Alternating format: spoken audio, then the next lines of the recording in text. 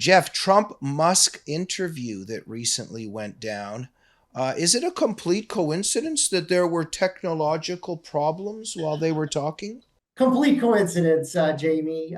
Yes, the enemies of Trump didn't do anything to try to stop that. Well, of course, we know they'll do anything to try to shut him down. And this was a great opportunity for him to reach voters that aren't traditionally Trump voters, younger voters, people in the middle. I mean, Musk said during the interview several times he's a moderate, and he said that he is supporting Donald Trump.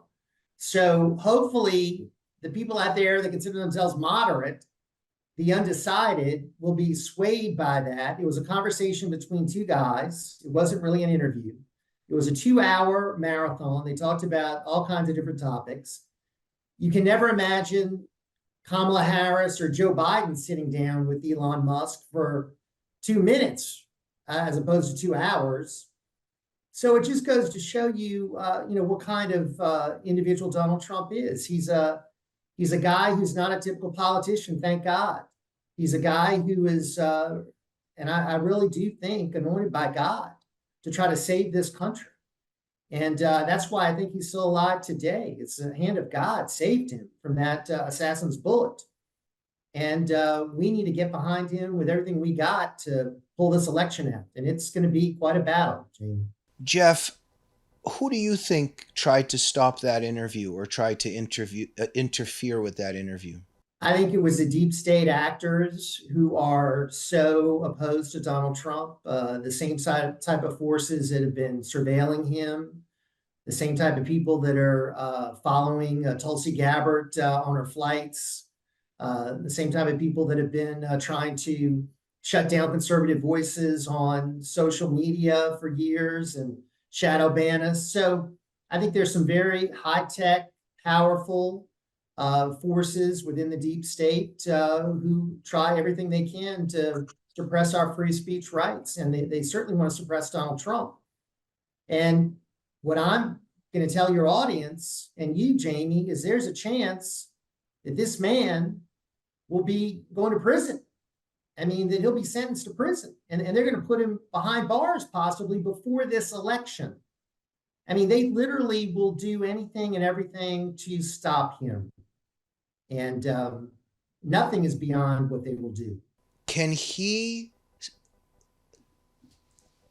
so can Trump be in prison during the campaign and still win and become president while he's in prison? That would be just amazing.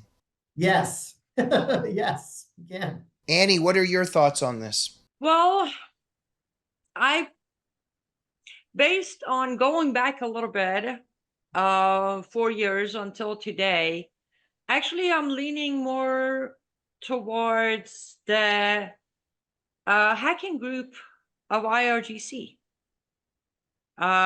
This was somewhat confirmed by Google itself that APT42, which is one of the IRGC Iranian hacking groups, they were behind the hacking of, well, President Trump's campaign recently.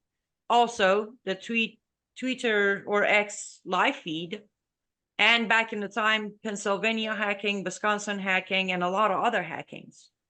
I tend to believe that's what it was. Remember, Islamic Republic of Iran, since Biden has stepped aside from the race and Kamala became the possible candidate, Islamic Republic of Iran has put up a lot of effort promoting Kamala Harris, including building websites, promoting the campaign, doing hacking into President Trump's campaign. And as all three of us know, they've been targeting President Trump's life, from attempts to bounties.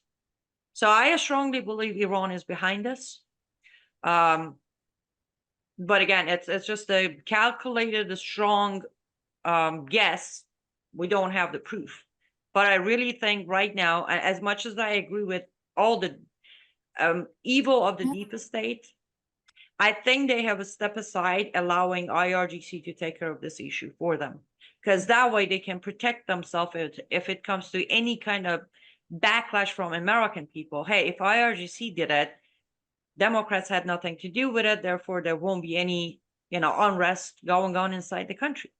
That's what I really think is going on here. Yeah, I think you make a good point, Annie. And then I would say another country to consider is China, because China certainly has a motivation to shut down Donald Trump. China certainly has an axe to grind. They don't want him back in the White House.